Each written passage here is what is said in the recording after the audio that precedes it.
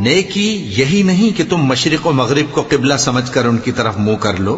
بلکہ نیکی یہ ہے کہ لوگ اللہ پر اور روز آخر پر اور فرشتوں پر اور اللہ کی کتاب پر اور پیغمبروں پر ایمان لائیں،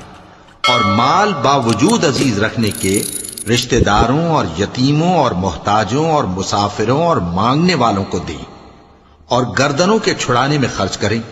اور نماز پڑھیں اور زکوٰۃ دیں، اور جب عہد کر لیں تو اس کو پورا کریں، اور سختی اور تکلیف میں اور جنگ کے وقت ثابت قدم رہیں۔ یہی لوگ ہیں جو ایمان میں سچے ہیں، اور یہی ہیں جو اللہ سے ڈرنے والے ہیں۔